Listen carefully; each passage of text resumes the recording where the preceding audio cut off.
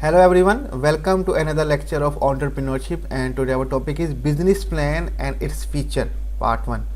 हम देखेंगे कि बिजनेस प्लान क्या होता है, कारोबार का मंसूबा क्या होता है और उसके फीचर्स क्या होते हैं, करेक्टरिस्टिक्स क्या होते हैं, या बिजनेस प्लान के हम कह सकते हैं कि एलिमेंट्स कौन से होते हैं, या बिजनेस प्लान के अंदर कौन कौन से पॉइंट्स होते हैं, हम उनके बारे में स्टडी करेंगे। तो सबसे पहले हम देख लेते हैं कि बिजनेस प्लान क्या होता है। What is a business plan, कि क्या होता है एक कारोबार का मंसूबा। A business plan is a summary document that outlines how and why a new business is being created। Business plan जो है ये समरी डॉक्यूमेंट होता है, ये तहरीर होती है, खुलासा होता है कारोबार के प्लान का, जो कि आउटलाइन करती है, जो हमें बताती है how and why a new business is created, कैसे और क्यों जो ये कारोबार है ये क्रिएट किया जा रहा है, इसकी वजह क्या है, ये क्या काम करेगी, इस तमाम के बातों के बारे में खुलासा जो बताया जाता है वही बिजनेस प्लान होता है। New entrepreneurial venture must prepare formal written document to outline their long term objectives and the mean to be employed to reach set objectives.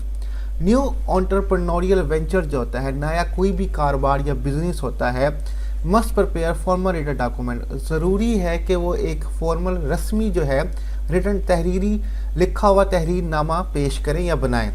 To outline their long term objective, जिसमें वो बताएं कि उनके long term objective मकसद क्या क्या हैं और क्या ज़रिए हैं जिनका इस्तेमाल करते हुए, एम्प्लॉयड करते हुए वो अपने कहे हुए मकसद को पूरा करेंगे।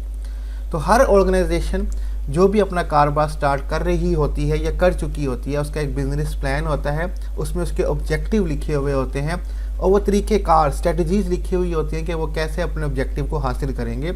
इसी को बिजनेस प्लान कहा जाता है। The business plan underlines the strategy that needed to be adopted in order to reach organization goals, identify potential problems, and devise custom solution for them।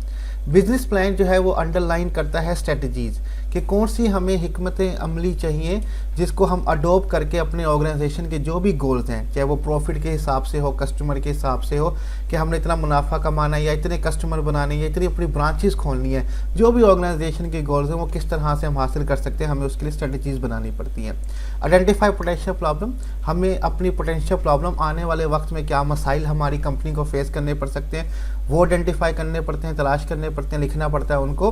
And device custom solution for them, और उनके लिए हमारे पास क्या हल है वो भी हमें तहरीर नामे में लिखना पड़ता है ताकि हमारा बिजनेस प्लान जो है वो कंप्लीट हो सके।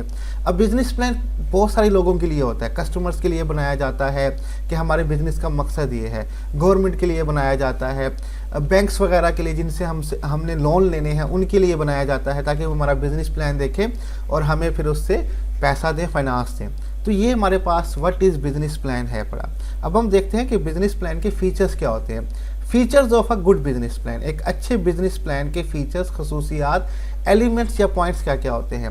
नंबर 1 हमारे पास होता है एग्जेक्टिव समरी। हर बिजनेस प्लान की एक एग्जेक्टिव समरी होना चाहिए, खुलासा होना चाहिए, जिसको आप एब्स्ट्रैक्ट भी कहते हैं। The executive summary function as a reading guide as it highlights the key aspect of plan and give structure to the document. Executive summary जो होती है ये काम करती है, एज अ फंक्शन करती है रीडिंग गाइड, कि आपको एक गाइड कर रहा है कि आपका बिजनेस है क्या या क्या होने वाला है। As it highlights the key expect of plan and give structure to the document, क्योंकि ये हाईलाइट करती है कि की सबसे इंपॉर्टेंट पहलू क्या है हमारे कारोबार के मंसूबे के, और हमारे तहरीर को पूरा ढांचा ये फराहम करती है। It must describe ownership and history of formation. जो एग्जेक्टिव समरी होती है इसको लाजमी डिस्क्राइब करना चाहिए कि मालिक कौन है कारोबार का, ठीक है, कौन कारोबार स्टार्ट कर रहा है और कारोबार की हिस्ट्री क्या है, ठीक है। It is an abstract of the entire plan, describe the mission statement of the organization and present an optimistic view about the product service concept। अब ये जो बेसिकली एग्जेक्टिव समरी होती है ये अब्स्ट्रैक्ट होता है, खुलासा होता है इंटायर प्लान का, हमारे पूरे बिजनेस प्लान का। ये डिस्क्राइब करता है एक मिशन स्टेटमेंट, हर कंपनी का अपना एक मिशन स्टेटमेंट होता है, पर्पस ऑफ बिजनेस के कारोबार का मकसद क्या है, ठीक है। ये आपको मार्केटिंग के उसके प्लेलिस्ट के अंदर डिटेल में मिल जाएगा मिशन स्टेटमेंट क्या होती है। हर कंपनी का अपना मिशन स्टेटमेंट होता है, ठीक है, कि हमारे कारोबार का मकसद क्या है, what is the purpose of our business, वो मिशन स्टेटमेंट कहलाता है। ये बयान होना चाहिए एग्जेक्टिव समरी के अंदर। ऑप्टिमिस्टिक व्यू, हमारे पॉजिटिव व्यू होने चाहिए अपने प्रोडक्ट को लेके, सर्विसेज को लेके, हमारे बिजनेस के कॉन्सेप्ट को लेके, तमाम चीज़ें जो हैं ये एग्जेक्टिव समरी में मेंशन होनी चाहिए बिजनेस प्लान के अंदर। ये हमारा पहला फीचर है गुड बिजनेस प्लान का। नेक्स्ट हमारे पास आ जाता है बिजनेस डिस्क्रिप्शन।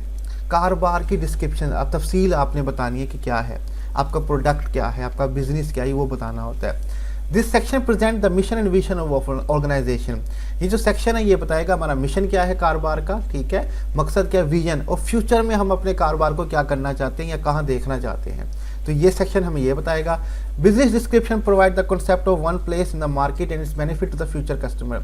बिजनेस डिस्क्रिप्शन ये प्रोवाइड करता है कि हमारा तस्वर मार्केट में, हमारा तस्वर क्या है, हमारी जगह क्या है और हमारे कारोबार से कस्टमर को क्या बेनिफिट हासिल होने वाला है।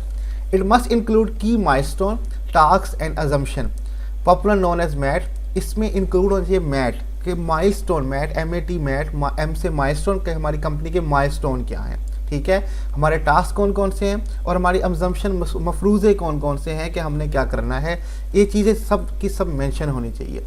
Fundamental questions to be answer include, और बिजनेस डिस्क्रिप्शन के अंदर इन तमाम सवालात के जवाब होने चाहिए। हु आर यू, आप हैं कौन, आपका कारोबार क्या है, आप क्या करने मार्केट में आए, आपका बिजनेस क्या है, इस चीज़ का जवाब बिजनेस डिस्क्रिप्शन में लाजमी मेंशन होना चाहिए।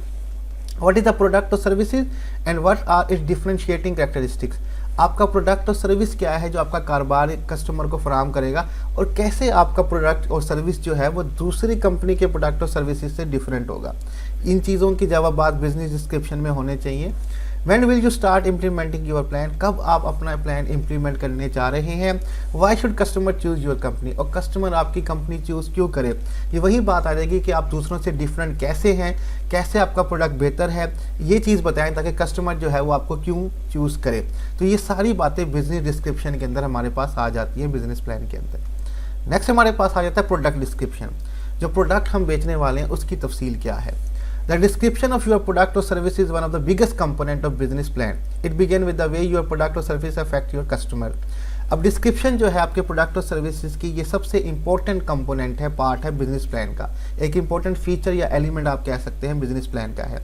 ये बिगिन होता है with the way your product और सर्विस अफेक्ट योर कस्टमर, के किस तरह से आपकी कंपनी का जो प्रोडक्ट है वो कस्टमर पे असरअंदाज होता है, कि वो उसकी लाइफ आसान करता है या उनकी लाइफ को मुश्किल करता है, कि उनकी लाइफ में सेटिस्फेक्शन लेके आता है कि नहीं लेके आता। तो जो असर करेगा वही प्रोडक्ट और सर्विसेज को डिफरेंट करेगा दूसरे प्रोडक्ट और सर्विसेज से। This description include concerning the product life cycle and any research and development activities plan.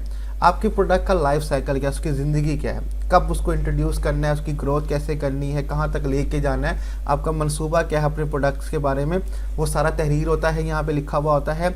और जो भी रिसर्च और डेवलपमेंट की एक्टिविटीज़ चल रही हैं प्रोडक्ट और सर्विसेज को लेके, उनको भी मेंशन करना बहुत ज़्यादा ज़रूरी होता है प्रोडक्ट डिस्क्रिप्शन के अंदर। इससे आपके बिजनेस के बारे में डिटेल पता चलता है लोगों को कि आपका बिजनेस प्लान है क्या। नेक्स्ट हमारे पास है मार्केट स्ट्रेटजीज़। ये features of good business plan और मार्केटिंग प्लान के पार्ट 1 का आखिरी हमारे पास फीचर है पड़ा, कि मार्केट की स्ट्रेटजीज़ क्या है, हिकमत अमली आपकी क्या है। The market strategies section present the target consumer group and the strategy needed to tap into it.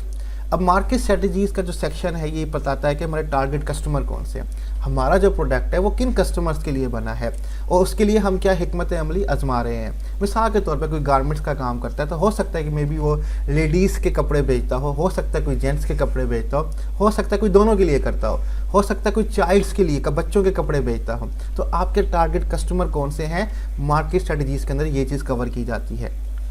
It requires analysis of all aspects of the market such as demographic, cultural norms, environmental standard, resource availability, price distribution channel etc.